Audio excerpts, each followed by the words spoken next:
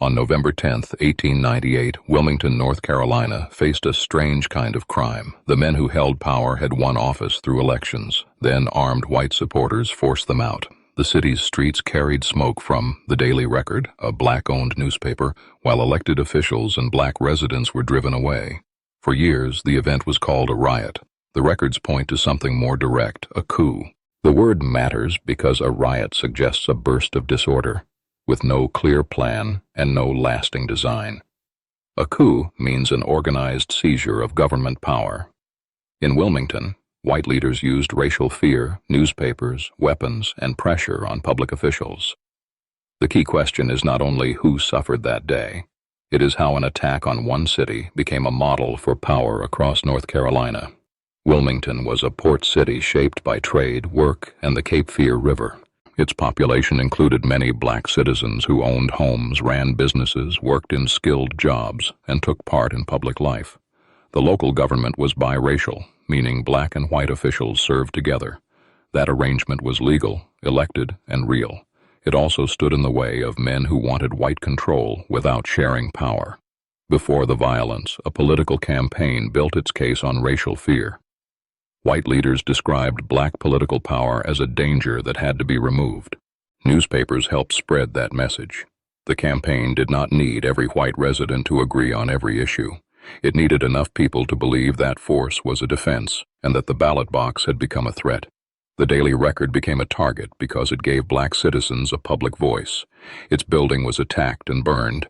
The loss was more than the destruction of a workplace. A newspaper carries names, arguments, warnings, and proof that a community can speak for itself.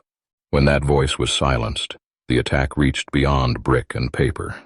It struck the public record of black life in Wilmington. The evidence does not rest on one story told many years later. It comes through newspapers, election records, survivor accounts, business records, and the 1898 Commission report.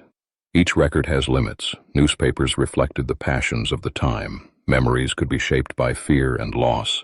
Business papers may show damage without explaining every cause. Together, however, they reveal a clear chain from campaign to violence to political change. That chain helps explain why the word coup is used. The attack was tied to government itself. Elected officials were forced from power, not defeated in a normal vote. Armed supporters helped make the change possible. The violence did not end when the smoke cleared. It changed who could govern Wilmington and who could safely remain in public life. For black families, the danger was not limited to one day. Some residents were driven from the city. Some lost property or business ground. Others faced a choice that was hardly a choice at all: leave, stay quiet, or risk more harm. The record does not turn every family story into one simple pattern. It does show a community pushed out of the future it had helped build. White residents did not all share the same power either. The coup served leaders who could turn fear into control. A worker, shop owner, or voter might support the campaign for one reason and still find that the new order favored men with money, influence, and armed allies.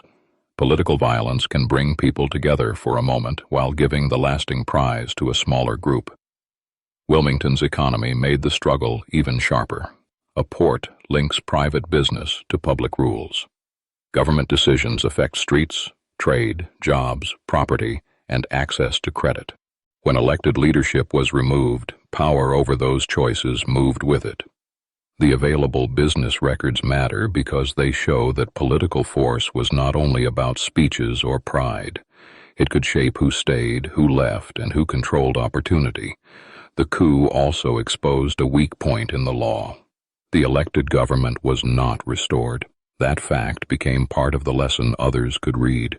If armed men could remove officials and state or federal authorities did not return them, then future challengers could see violence as a workable path.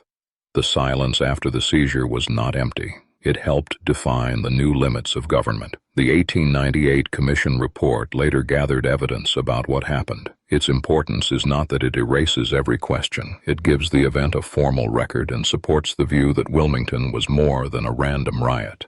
The report helps connect the attack on the Daily Record, the removal of officials, and the wider pressure placed on black residents. Still, history must separate proof from belief. It is documented that the newspaper building was burned, that officials were forced from power, and that residents were driven away. It is a strong historical conclusion that planning and racial politics worked together. Claims about every person's private motive are harder to prove. The record is strongest when it follows acts, dates, offices, weapons, property, and consequences. The old label, Riot, did more than choose a word. It placed blame on the crowd as if the event had no political center.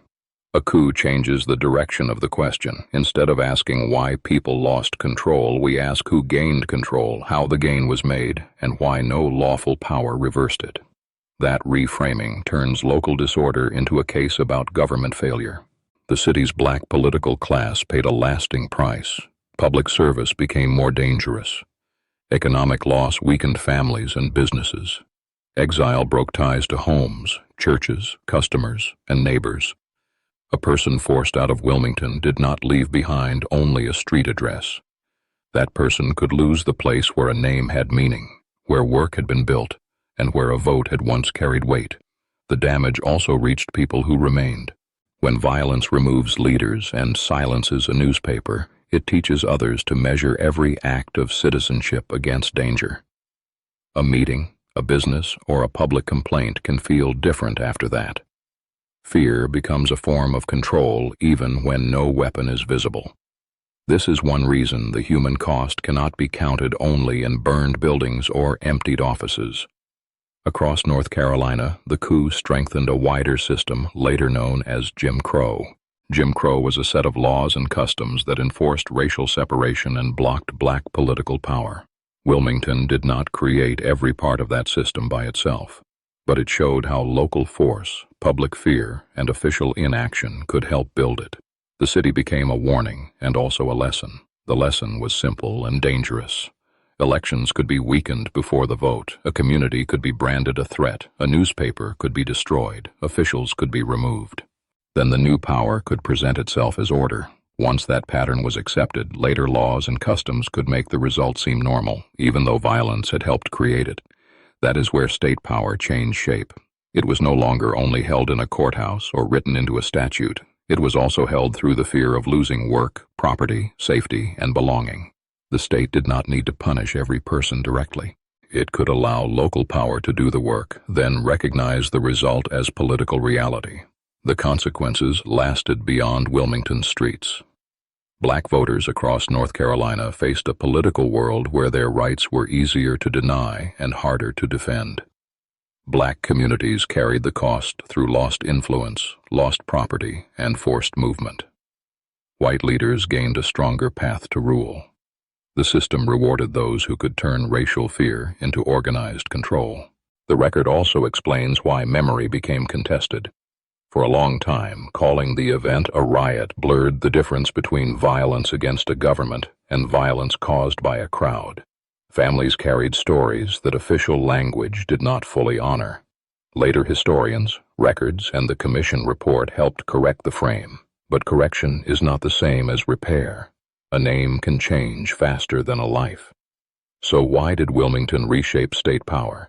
Because the coup proved that government could be captured without a lawful transfer of office. It joined propaganda to armed force, then added the most powerful tool of all: failure to restore what had been taken. The event changed more than one city council.